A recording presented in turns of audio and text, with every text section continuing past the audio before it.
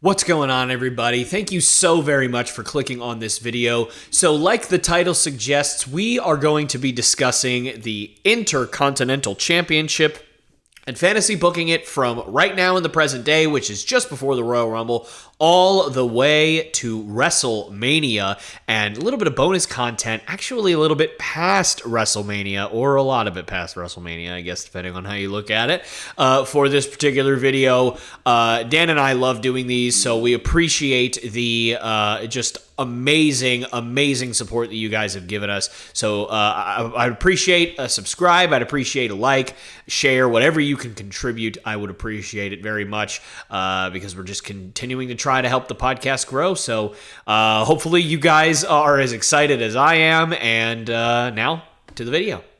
You know, I didn't get to say this to you last time we recorded. I like that we switched chairs because it looks a lot better, but now you're taller than me, and I don't like it. So that's really, thank you. That's You're welcome. I'll slouch down for you. Does that work? For those of you who this is your first time, let me just briefly explain what this is. We are going to be booking a specific championship all the way from right now, which is right around Royal Rumble season as time of recording, all the way through WrestleMania. We wanted to start with this one because I feel like, at least on my end, right? I can't speak for you, but I know that this is going to be probably the shortest booking that we do outside of maybe the women's tag team championships, or you know, maybe one of the maybe the SmackDown tag titles if we get there, or Raw tag titles if we get there, or whatever the case may be. I feel like this is going to be the shortest, just basically due to the fact that one, Gunther is off TV right now. He has already said he's going to be taking a few weeks off, so there's less story to tell there. And two, just because of the nature of Gunther's reign, it's usually story begins, Gunther chops, story ends. That's usually how it right. Tends to go. You know, you're exactly right there. He's added on that title hold for over 570 days, so that's huge. We both have him in our Rumble matches. We don't expect him to defend the title at Rumble. Right. So, that kind of lessens that storyline leading up to Rumble. He's off TV, so there's not much you can do to set up a title. And again, the card is only so many titles. We've talked about this before, where PLEs now are 3.5 to 4 hours. So Rumble will probably trend to the 4 hour just because it's 2 Rumble matches with some other matches. But again, there's a limited time for matches. What was it, the other PLE that was only like 5 matches in total altogether? I think it was War Games. Yes. Because he had the 2 War Games matches and only 3 other matches between them. But that was fine. It was still a great PLE. We enjoyed it. So there's that to consider with the Rumble. And again, we've talked about this before too. When we've talked about the U.S. title, not every title is always going to be defended every PLE, so on and so forth. We both don't have him in a Rumble match. What do you think about Chamber though? So for the Intercontinental Championship for Elimination Chamber, I wanted to kind of stick to the theme that has been going on in WWE lately, which, for those of you who are not super familiar, there is what we call, people that are familiar with the terminology in the business, A-show pay-per-views. That's going to be your Royal Rumble, which is coming up, WrestleMania, which we're obviously gearing towards. Money in the Bank, I feel like, is probably there at this point, although that can still be considered a B-show pay-per-view. It goes back and forth. It does go back and forth. SummerSlam, definitely an A-show, and Survivor Series, definitely an A-show. Those are your A-shows, and then every other pay-per-view is considered a B-show. So Chamber is a B-show, but what Triple H, who's in charge now, has done is bring most of the B-show pay-per-views to other countries, if not quite literally all of the B-show pay-per-views this year have been in Saudi Arabia, England, Australia, obviously for Elimination Chamber, Puerto Rico. Like, there's been all these different countries, right? Yep. And we have Berlin coming up this year. Yep. Money in the Bank, I think, is 2 Saudi matches. So the international product is really going, and I feel like they're trying to almost make it to where it's like, there's still B pay-per-views, B PLEs. But trying to make all of them count, I feel. It's not just Absolutely. like, oh, hey, this is a throwaway PLE. No, we're going to try to make every one of these count now. Exactly. And so keeping the theme there, oftentimes we've seen Triple H put hometown guys and girls in those matches. Obviously, no offense to Selena Vega, but without being in Puerto Rico, I don't think there's really much reason for her to ever be in the ring with Rhea Ripley on that level. Again, no offense to Selena Vega. It is not her fault. There are very few women, quite frankly, that are on her level right now, if any. And so, that was an excuse to get Selena Vega a title match in front of her home crowd. And not to compare her to the person that I have facing Gunther, because it's not the same at all. But for me, I want Bronson Reed. Yeah. Because he is from Australia. I would assume you probably have the same thing. Just because, again, he's from Australia, and so why not have him have a big title match in front of his home crowd? We've already seen Reed versus Gunther in the pretty recent, in pretty recent memory. I think it was probably about 2 months ago that happened, maybe not even. And it was a really, really good match, and I think it would be even better in front of a crowd that will probably, at least somewhat, be pulling for Bronson Reed to pull it out and beat Gunther. But obviously, as is always, much like Thanos, Gunther is inevitable, and he will beat Bronson Reed in front of his home crowd to retain the IC title in my booking. Yeah, no, I agree with you there. I think Reed is right there. I think Reed's the guy that can go toe-to-toe with Gunther. I think you can give him a good quality match, give him... he can take those bumps, he can take those chops, he can take him over. He's not, he's not a small dude by any means. And we haven't seen a lot of Reed on television, but we've seen enough to kind of let's see what more he can do. So it's let's see what he can do in front of his crowd. Again, there has been more pandering to local talent that's from certain areas. You were talking about Puerto Rico. We got Carlito back. Of course, we're going to get him back and then there's a PLA in Puerto Rico. So, I agree with the Reed there. I kind of, to back up to that too, I kind of, my booking is, I was trying to figure out, we can't just insert Reed into the picture. I mean, he's kind of there as it is, but it's right now it's The Miz, Ivar, and Reed, but Miz is basically out of it now because he was told by Pierce last time he wrestled Gunther, it's you lose, you can't compete for this title anymore. Right. Which is fine. Miz and Gunther put on some really good matches. I would say top 10 matches of the year in WWE last year. Very good matches. So I was just thinking, we've seen Reed, we've seen Ivar, we've seen Ricochet a few times, we've seen Chad Gable have his chances. So it's we need some fresh people to kind of put back in the picture. Last night, thinking about this, I'm what about Kofi Kingston being in this picture? Yeah, especially with the Woods injury, I would say that makes sense. He's not really doing much right now. Yeah. I think that makes a lot of sense. Yeah, Kofi's that veteran. I think Kofi can fill that can be that Miz role again with some fresh faces because, again, veteran. He knows what he's doing. He's won this title a few times. It's been a while, but he's won the title a few times. He's a good wrestler. He's very entertaining to watch. Sure. He knows how to sell. One of my wife's favorite wrestlers. Yes. Kofi Kingston. There's so many good things, again, where it's he's not The Miz, but at the same time, he can handle losing matches here against Gunther, or he can handle losing contender matches to face Gunther. So actually, I have, at some point, I feel... between Rumble and Chamber, we'll put out either a triple threat or even a fatal 4-way. Go with Kofi, put Reed in there.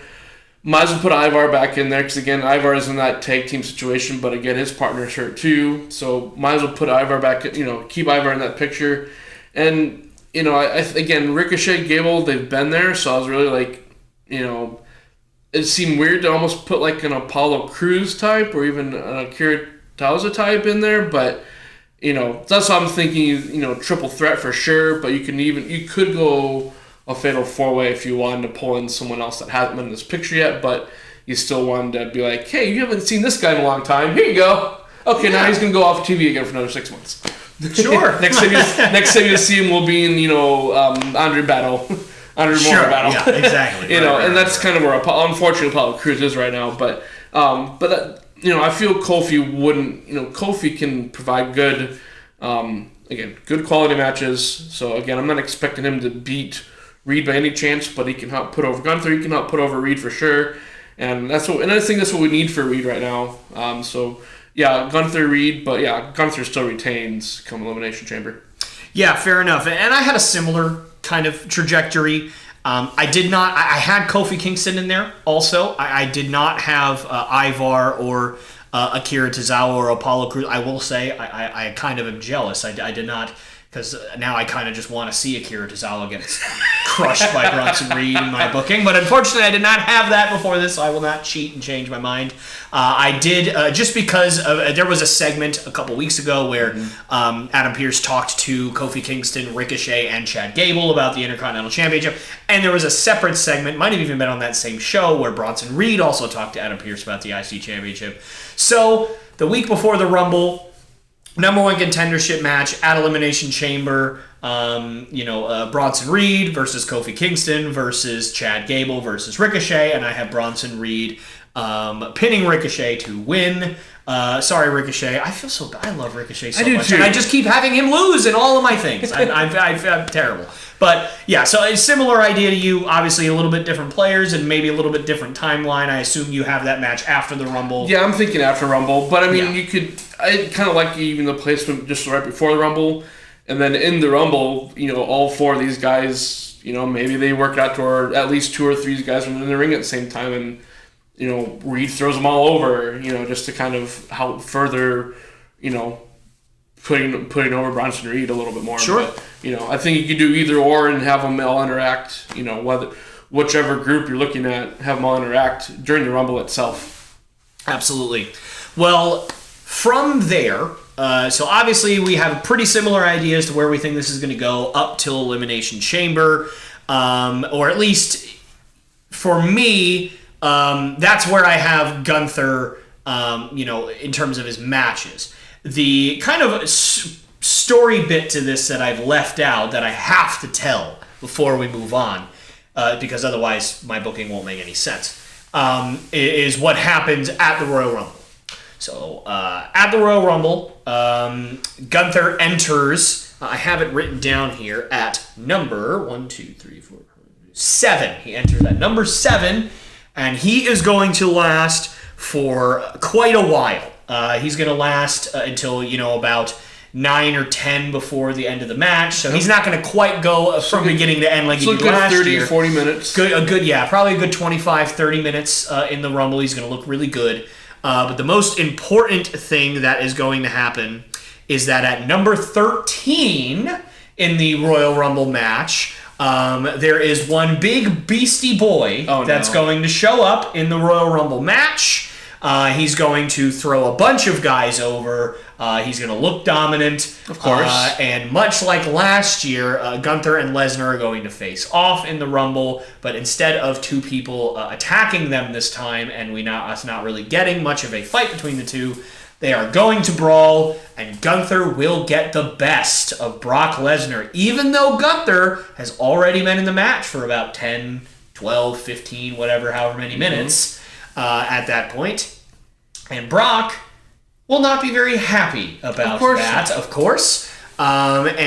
So, Brock feels that is his last chance to maybe beat Roman or get a World Heavyweight Championship match at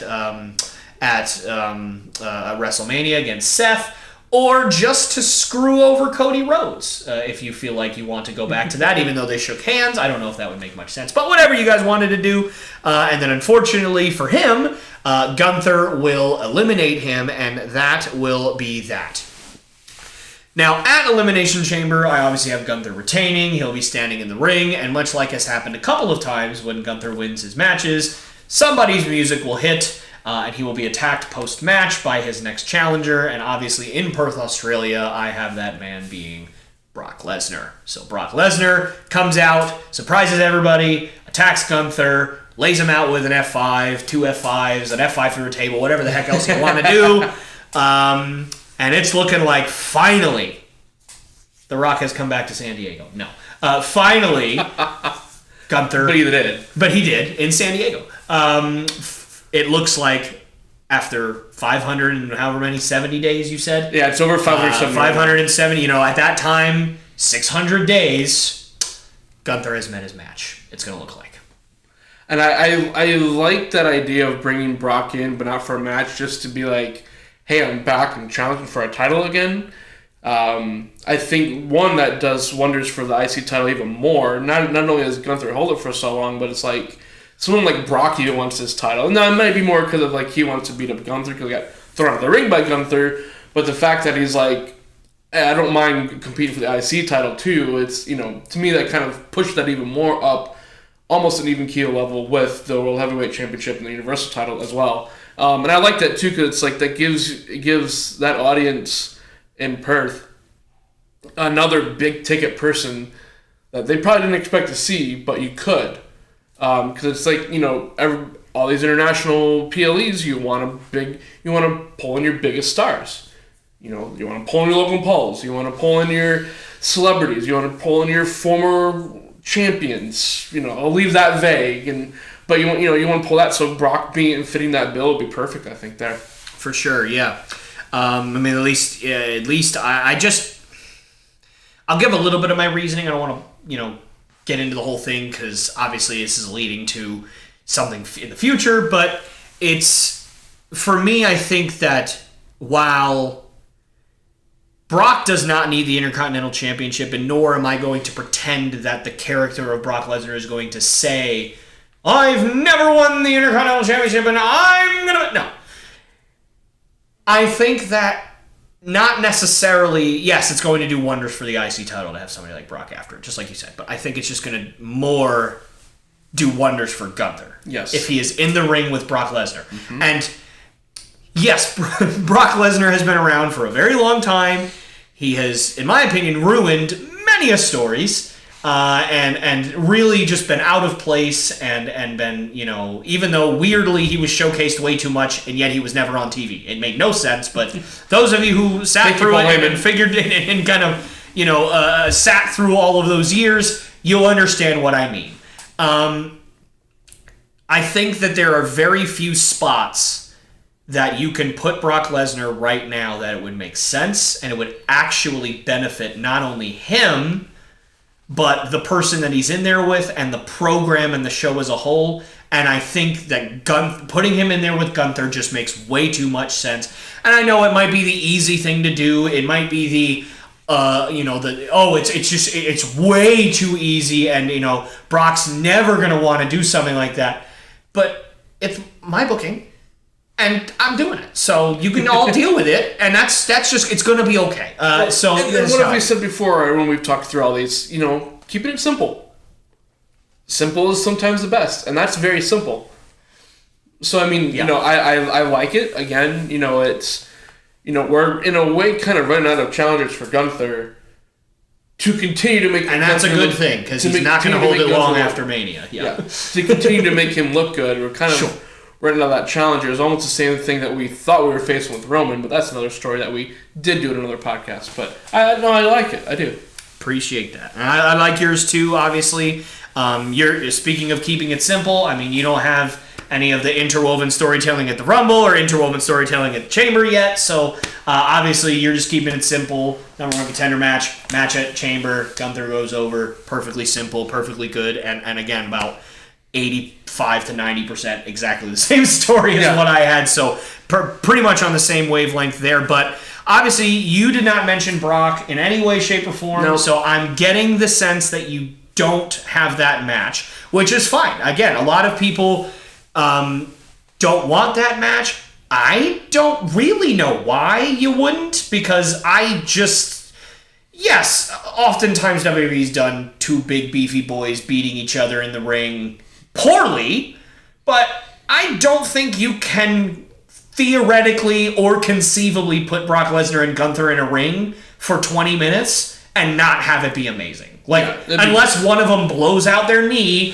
30 seconds in, a la Shane McMahon, it's going to be amazing no matter what happens, right? At least to me, right? Although, granted, they did it with Bobby, and you'd think, putting those two in a ring is going to be awesome, and somehow they fought 3 times It was never good, and nothing ever happened, and no one ever went over clean in any of the 3 matches they had. So I guess you can screw it up if you really try hard enough, but quite frankly, I don't think it's going to happen. No. So then I turn it over to you. What happens for you after the Elimination Chamber? That's where I'm not going to keep it simple. Okay, hey, that's fine. Ignore your own advice. I like it. Sometimes you got to break the rules a little bit, right? So I've been thinking the last few weeks when we first talked about this idea, it's like, again, we're running out of those challengers without having to keep recycling challengers for Gunther. So why not look down into NXT? We've seen Waller go back and forth a few times. We've seen others kind of rewrite. We saw Becky go down there for a little bit, defend. She won the NXT Women's title, defended a few times, lost it. So we're starting to see the crossover between all 3 brands, which I'm liking, to where we don't necessarily, I don't think, consider NXT a third WWE brand. It's still that developmental brand, but I feel like they're starting to kind of trying to get it out of that.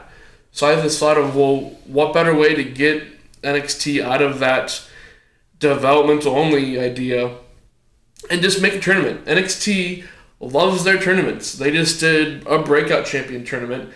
They had their Iron Survivor matches for to get into that. So they always seem to be doing tournaments or qualifiers. The Dusty Rhodes Tag Classic is coming up in a week or two. I think it's next week. So it's like they're always doing tournaments, pretty much. So why not, after the Dusty Rhodes Classic, turn to a tournament to where the winner gets a shot at the IC title at WrestleMania? Okay. So an NXT tournament for the Intercontinental. I like it. I don't think that's anything like that's been done before. I like it. And so this is where I'll say the likelihood of this happening is probably less than most scenarios, but again, that's why it's called fantasy booking. Exactly. It's so what we're wanting, yeah. So my we were talking before, kind of guessed on my participants, but the obvious names, or one of the obvious names, Braun Breaker, gotta have him in there. Sure, yeah. I do like him. Dijak, gotta have him in. Baron Corbin's been looking really good down in NXT. Hasn't had a lot of matches, but he's looked well. He's kind of reshaping his character. He's looked great. After he's kind of went through like that sad Corbin and happy Corbin phase and money Corbin phase and all that stuff that was kind of like really weird gimmicks where he did what as best he could. He's paired with JBL for some reason, and then they scrapped that. So I feel like being in NXT has kind of helped him stay out of the TV spotlight, outside of the devoted to NXT. So I have him in there. Then Nathan Frazier, Axiom, Joe Coffey, Eddie Thorpe, and Josh Briggs. I think so. I think I listed all 8 off there. So that's a great 8. I did not mean to rhyme there. No, it's good 8. And what I was looking at too was, okay, obviously, yeah, you could probably throw Trick or Eli in there, Carmelo Hayes. Hayes I didn't really want to put in there because even though he's not a true SmackDown star right now, I feel like if he did get called up, he's gonna probably easily work into storylines within SmackDown. So I don't want to put him in the IC title, so that's the title's on Raw right now. Sure. And obviously you have Trick and Ilya with surrounding the NXT title right now. So I didn't want to, all 3 of those have their own storylines kind of within each other a little bit too. So I don't, I thought about those 3 at first, but then it's like, let's keep their storylines separate, keep their continuity separate and everything. Yeah. I'm kind of even hoping by the time that we get past Elimination Chamber, Trick is actually NXT champion. I think we both kind of are. Which would be awesome. And if you haven't seen a Trick Williams match, I haven't seen many. I've been trying to watch more. Tall, strong, fast. He works magic, I feel. As soon as not right. And it's so funny because I don't know if you are a big fan of a wonderful, wonderful YouTube channel, Parts Fun Known, but they have done a series with Adam Blampier where he fantasy books, and at one point he was talking about Carmelo Hayes. And he said he actually, and this is probably 3 years ago, so it was Carmelo Hayes and his slightly less good at promos friend. He was a he was referring to Trick Williams. Boy, howdy, has Trick Williams come a long, long way from being Carmelo Hayes' slightly less good at promos friend, because he is not slightly less good at promos now. Right. I would say he's equal, if not better. Yes. And every other version of presentation outside of pure, just in a box, in-ring work, Trick's got Carmelo Hayes beat, quite frankly, as far as I'm concerned. And when you have a catchphrase for when you step into the ring or are in the ring, when you have a catchphrase already, that's just like that another extra level of you've made it and you're about to make it big. Yep. So, but again, so that's why I don't want to put those guys in it. So that's why I went with those 8. My first round, this would start probably this first or second week after Chamber. That way you could have like 2 first-round matchups for the first 2 weeks, and that easily builds for the rest of the tournament. So, I'm curious. I'm going to list all these first-round matchups. I will definitely say, you follow the NXT product more than I do, so I'm curious what you think about these first-round matchups. Sure. But I have Eddie Thorpe and Nathan Frazier. They've had a recent history where they're going back and forth a little bit right Thorpe's now. kind of, I think, on top. As he should be. Right now. I like Nathan Frazier a lot. He's one of my favorites, but as Thorpe should be for sure. Braun Breaker and Joe Coffey, 2 big dudes. I know you guys might not know, but I want to see that match. Don't you? I mean, just 2 hosses going at it, 2 tough guys. Man, that'd be fun. Okay. I like them both so far. Baron Corbin and Axiom. Oh, poor Axiom. Especially where I'm going to go. Axiom, I like Axiom too, but yeah, he's got... There's a lot of good, likable characters in NXT too, right? That's why, it's kind of hard to kind of almost narrow it down to 8, because you could go so many directions with some of these guys. Mm-hmm. Then Dijak and Josh Briggs. Dijak and yeah. Okay. I mean, yeah, I like it a lot. I mean, certainly there's always room for like, maybe you can... have Briggs face Breaker and Dijak face Axiom, but no, those are all 4 very great matches. I can kind of see where you're probably going. I'm interested to see what you do with Dijak versus Briggs, because Dijak is more the, not wily veteran, because that's not fair to him at all, but the more, I'd say, mainstream pick to win that match, whereas Briggs is more of the equal in size and / athleticism upstart version of Dijak, at least in the fans' eyes. So I'm interested to see where you go with that, but I feel like I could probably see the vision as to where you're going with those 4. I like them a lot. So my second round, I have Thorpe winning, Yep, makes Breaker sense. winning, Yep. Dijak winning, and Baron Corbin winning. Okay. Yeah, that was going to be the one that I was curious if you were going to actually have Dijak or Briggs go over Dijak. I mean, yeah, it makes a lot of sense. I would probably do the same thing. No offense, Josh Briggs. Just don't believe in what he's doing yet. He's not quite there in terms of character work, but that doesn't mean he's not going to get there someday. Right. But yeah, Dijak, and so you have Thorpe versus Breaker, which I think will be a fun match. Yes. The only thing that I would... And which Breaker's, they've had 3 matches. Breaker's won all of them. Yeah, and I know that Thorpe and Dijak have already had their blow-off match from their rivalry, 3-4 weeks ago. I wouldn't mind seeing it again. Mm-hmm. I don't know if I'm in the minority there, so I might flip, the Dijak and Breaker, and have Breaker face Corbin and Thorpe face Dijak. But I think I like what you've done, because at least maybe Thorpe has faced Breaker before when he was NXT champion or something. I just don't remember it.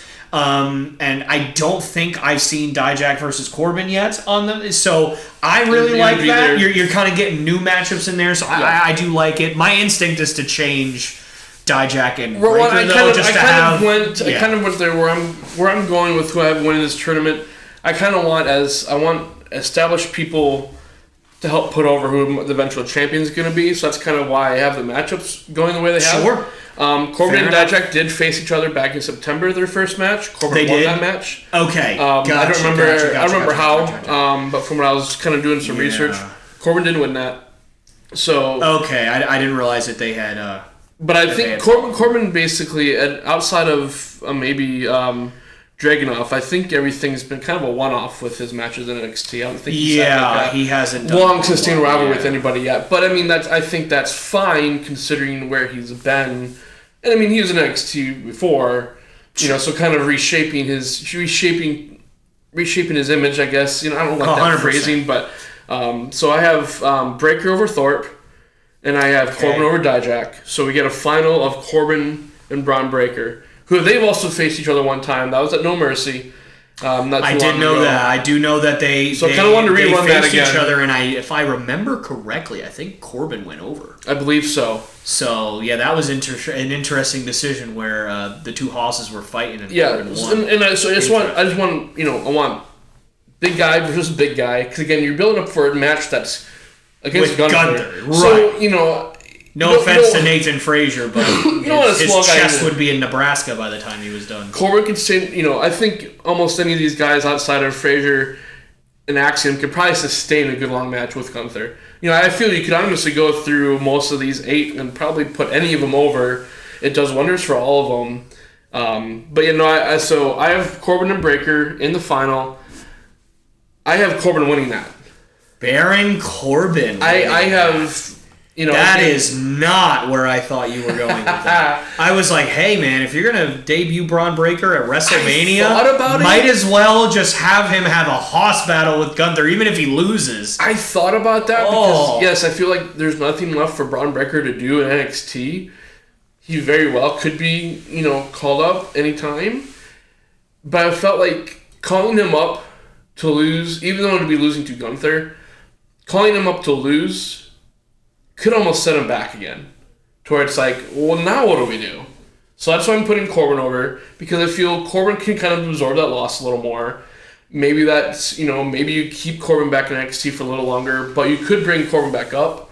I'm going to break a little bit of our rule, going just a little bit past WrestleMania. You kind of did this the other week. I did it too. I know. That's what I'm doing. I did it too. It's okay. So I'm gonna break the rule for this too. So don't worry about it. Corbin Gunther, WrestleMania. Braun Breaker's like, hey, this was supposed to be my shot. So Breaker's going to actually interfere. So I have Breaker interfering, Gunther still retraining.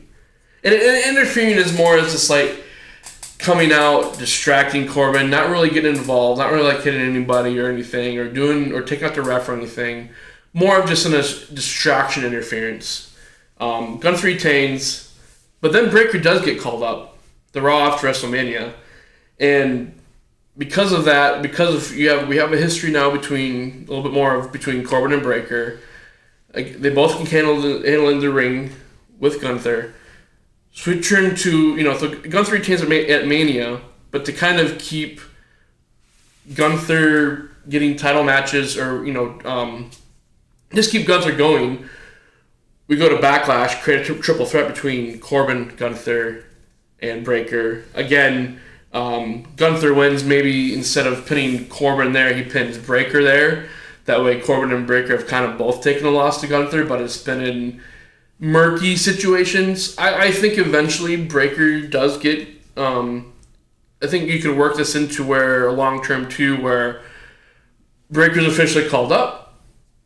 He kind of goes away from the IC picture for a little bit, but then works his way back in, like SummerSlam, maybe Money in the Bank, to where, maybe he does become that person to eventually take it off, but kind of make him earn it on the main roster as well, not just through a tournament.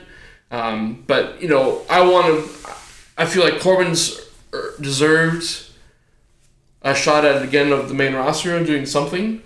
Putting him right back into a title picture, I think, shows that the company's kind of behind him. I think, he's... And we got, just give us Corbin again. Give us the Corbin that we had when you first got called up. End of days, deep six. That's some of the best moves in wrestling, I feel. For sure. The end of days. Great setup, great finisher right there. I don't think anybody, for the longest time, kicked out of end of days. Only one person has ever, and it was Drew McIntyre WrestleMania a couple years ago. Yeah, and it's like, so he obviously has... A wrestler with a protected finish is obviously held in high regard. You don't just protect everybody's finish. Right. So, so I feel like this is kind of a, hey, Corbin, welcome back. You don't quite get to win this, but hey, welcome back. You've done well in NXT. And I hope they do that, and I hope they keep him, centered in some kind of mid-card picture. But I think eventually this is that launching point for Braun Breaker to to get up there to show his, because again, I don't feel like he has much anything to do in NXT anymore. Right. And I currently, right now, I think Breakker is the guy to maybe take it off of, outside of maybe Ilya. But that can depend. I think current storylines, I think Breakker is almost kind of the one that I wouldn't mind him taking the belt off of Gunther, but maybe like, again, Bash in Berlin, Money in the Bank, SummerSlam, somewhere in there, somewhere later in the year where he's earned the right to be talked about in NXT, but he had to still earn his way through the main roster. Maybe he faces Kofi. Maybe he faces Kofi. Maybe he faces Kofi. It all comes times. full circle, folks. It all comes. So I know that was long-winded. I broke a couple rules. It's kind of out. There's left no field rules there. except keep your shirt on. That's the one rule. Yeah, like please. Little Caesars, keep the shirts on. But yeah, I just look at that as, and honestly, I think you can make the same argument for Breakker. You can make that for Dijak too. He's been down there for a while. He's proven how good a wrestler he can be. It's like, hey, bring them all three of them up. We're in such a good time of wrestling right now where it's like you could honestly keep them down, but throw them back and forth like we've done with Hayes a couple times. Like we've pushed people down in NXT a few times. Finn's gone there. Dominic. Dominic may not be the best example because he's had to get in-ring experience, but again, we're seeing the crossovers between brands right now. I think we're going to continue to see that throughout this year, and this might be that next big step of, hey, we need to bring challengers, keep some other storylines here, work on tag team storylines. Yeah, let's use NXT to kind of make some challengers. Fair enough. I feel like Reed might get lost in the shuffle, but again, we could get Reed Breakker a few times around on the main roster then.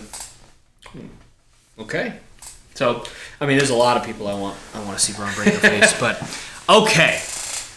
We could do a top 10 with Punk. No, I'm just kidding. We probably could. All right. Well, I like that you talked so extensively about Braun Breakker because I was actually going to talk a little bit about Braun Breakker in my booking as well. It has way too many B's in a row. As well. But it has nothing to do with the Intercontinental Championship. So I was glad that you did that because I feel like now I can kind of explain where I feel Braun Breakker should go as well, since you kind of went in depth on that, which I appreciate because I think Braun Breakker has the potential to be one of the, honestly, one of the greatest wrestlers we've seen in our lifetime. Yeah. That's how much talent the guy has, so if they promote him correctly, if they don't make him do stupid things, and they stick to his strengths initially until he evolves and obviously becomes better at the things he's not the best at right now, which is quite frankly not a whole lot. He's fine on the microphone, he's really good in the ring, his timing's really good. He's believable. He didn't used to sell very well. Now he sells a little bit better. Mm-hmm. He needs to still work on that a little bit. But anyway, point being, before I get to that, what I have from Chamber to WrestleMania for Gunther and the Intercontinental Championship. So obviously, I already mentioned it. Brock Lesnar comes out after Gunther retains and F5s him however many times all of you watching feel like he should. Once, 12, 39, 206, whatever you feel like. Maybe not that many. But, whether it's the week after, whether it's 2 weeks after, whatever it is, eventually, Brock Lesnar comes out and explains why he did that. And it's obvious to all of us at home, right? Gunther eliminated him from the Royal Rumble, but what's interesting is that Brock starts talking about the Intercontinental Championship and not how much it means to him, but how much it means to Gunther. And how Gunther was nothing before the Intercontinental Championship. And to him being Brock Lesnar, obviously, Gunther is nothing. In his eyes. Why would Gunther be anything to Brock Lesnar? What has Gunther done? Oh, so he held a secondary championship for 500 days? Ooh, I was the youngest WWE champion of all time. I have beaten 29 or however many the number is now, Hall of Famers. I have destroyed, conquered, ripped apart John Cena, The Undertaker, Randy Orton, you name them, I have annihilated them. Why would Gunther be anything in my eyes? The problem is he's something in all of your eyes. And I'm going to take the thing that makes him special. I don't care about the Intercontinental Championship. I care about ruining that man's life. Because he tried to ruin mine. Of course he didn't. He's just trying to win the Rumble. But that's where Brock Lesnar can go. And Gunther... A vindictive Lesnar is great. Oh, yeah. A vindictive just... But here's the problem. Gunther's the bad guy. And so people are going to weirdly cheer Brock Lesnar saying these things.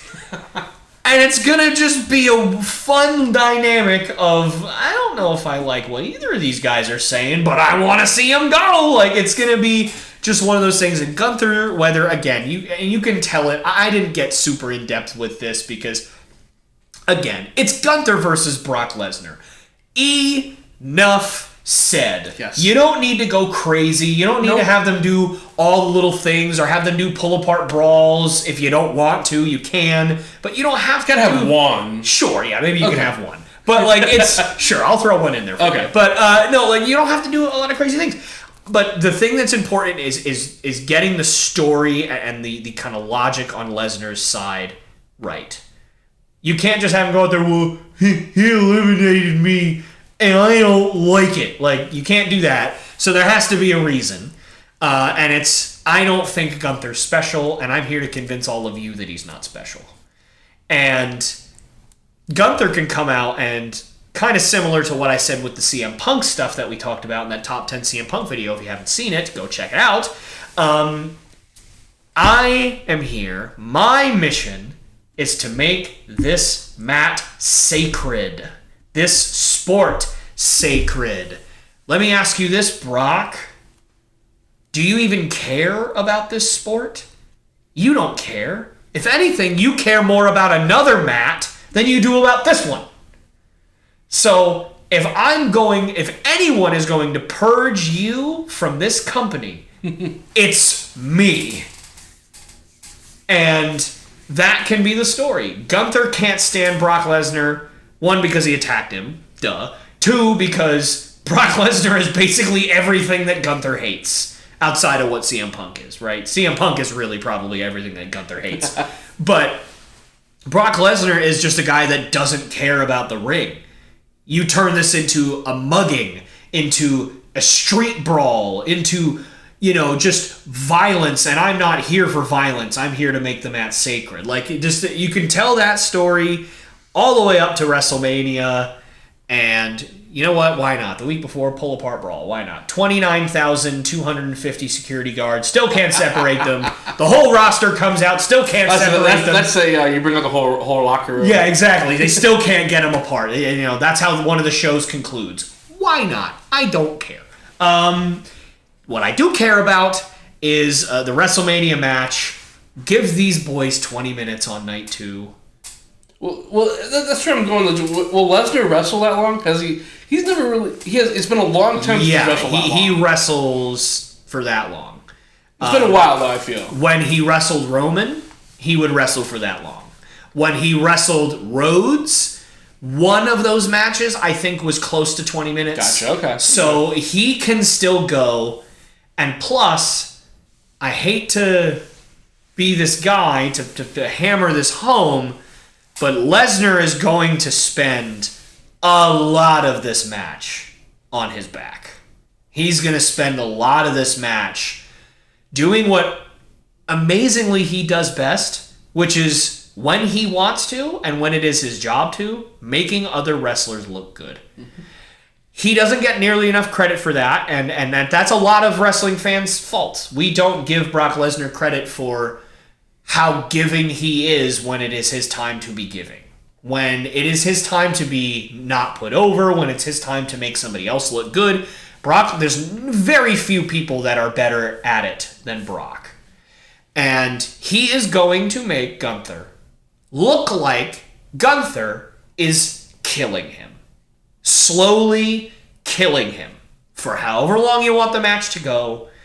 No, I'm not saying that it's going to be a squash match. I'm not an idiot. Of course it's not. Lesnar's going to fight back. He's going to take Gunther down. It's going to be Gunther may have met his match, but Brock Lesnar also has probably met his match. And at the end, just like Thanos, Gunther is inevitable. And he slays the Beast for the Intercontinental Championship at WrestleMania. And now, like I mentioned before, Gunther he's already a made man. But now he's really a made man because, yeah, a lot of people have beaten Brock Lesnar. That's true. Especially recently. He hasn't won a lot of matches if we go back and look over the last 3 or 4 years. But nobody has beaten him when the stakes were so, quite frankly, low for Brock. Brock is, in his mind, and probably in a lot of fans' minds, lowering himself to the level of the Intercontinental Championship just to prove a point, and he still lost. That is a huge deal for whoever beats him. Obviously, in this case, it's Gunther. There's very few people that I think would benefit from facing Lesnar. At this point, Gunther is one of them. And quite frankly, at that point at WrestleMania, he's the only one that would benefit. I can't think of anybody else that would benefit. So, much like Dan, I'm going to go a little bit past WrestleMania. 2 different stories. Number 1, the most important one for this video, the Intercontinental Championship. Gunther stands loud and proud and tall. I just slayed the Beast. Nobody can touch me. And you know what? He's right. Over the next couple of months, he faces whoever you feel like he should face. You want him to face Kofi? Sure, have Kofi go in there and get stomped. Have Chad Gable get another shot if you want to. Have Ricochet get another shot if you want to. Have Baron Corbin, in my booking, get called up and have another shot. Whatever you want, we can do it.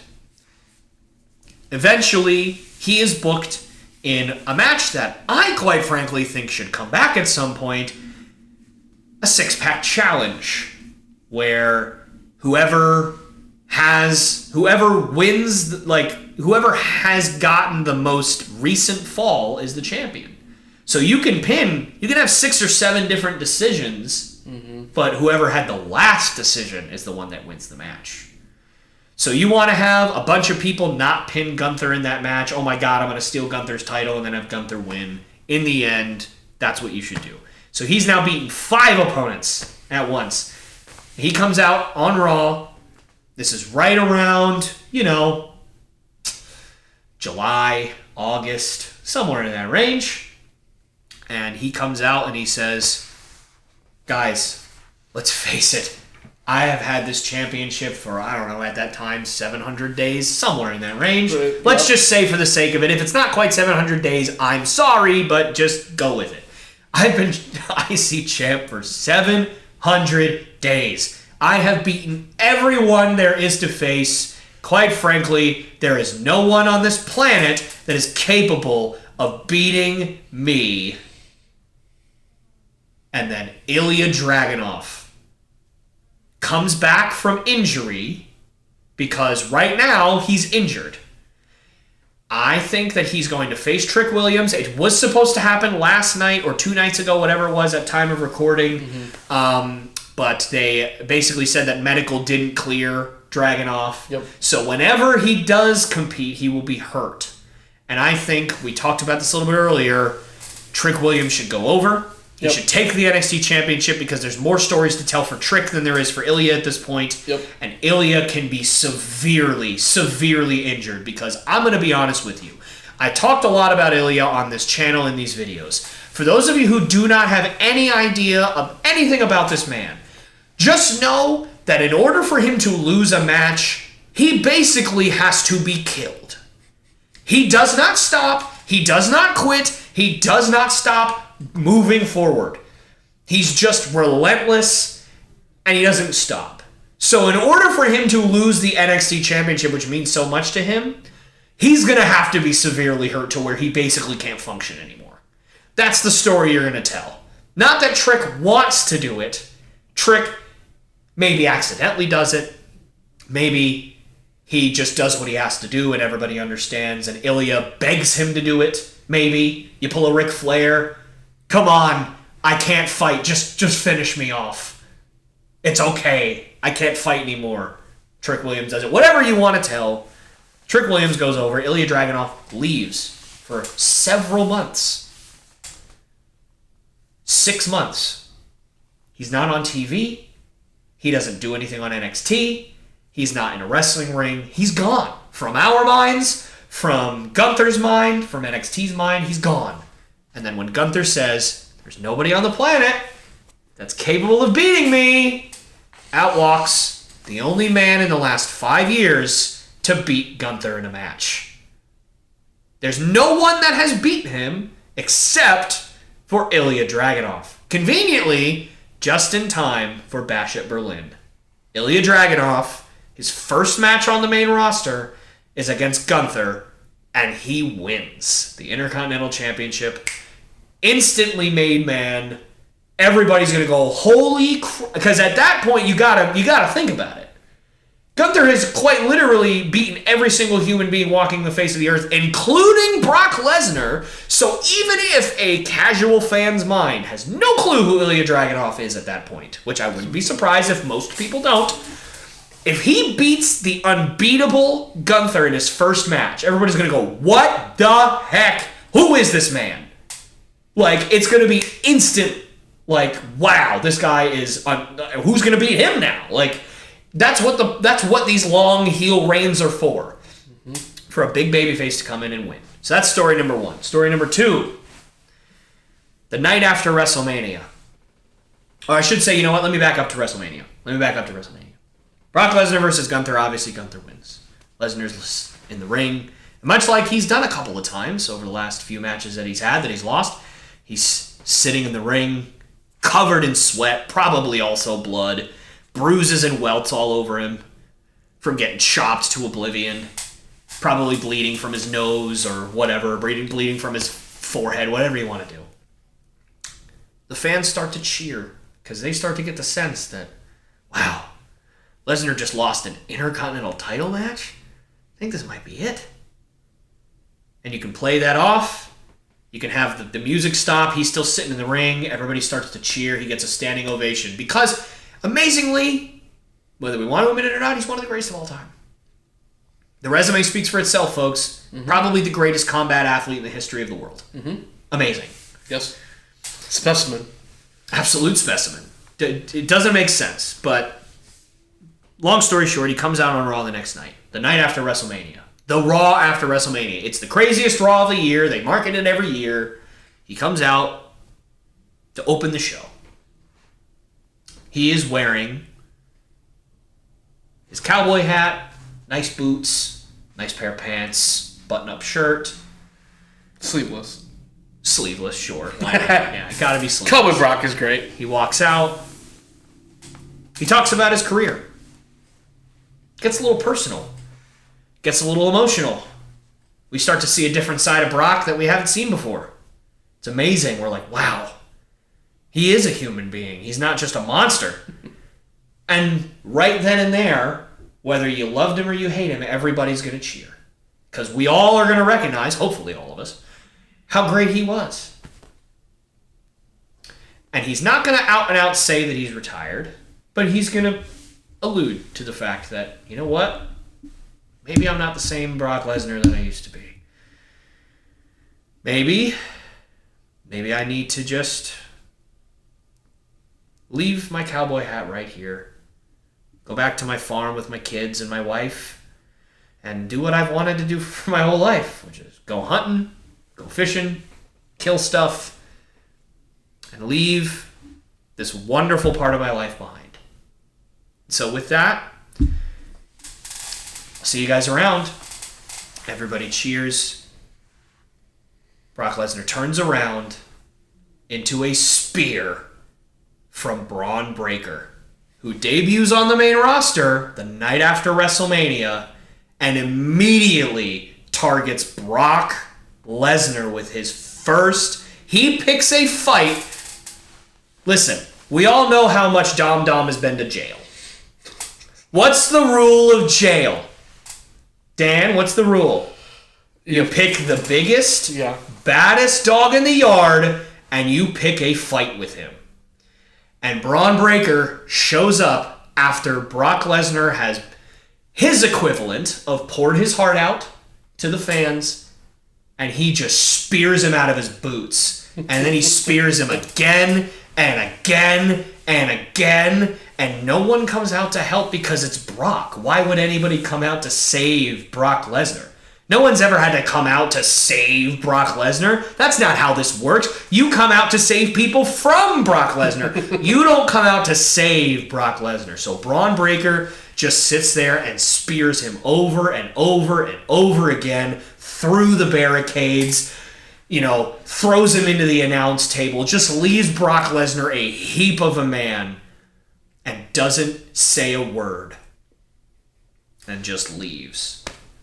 And then the next, however many months you want to have Brock Lesnar be recovering from injury, Breaker tears a hole through the Raw roster, beats everybody in his path, on his way to whatever you feel like he should have. Maybe even a world championship match. You want to have him have a world heavyweight championship match?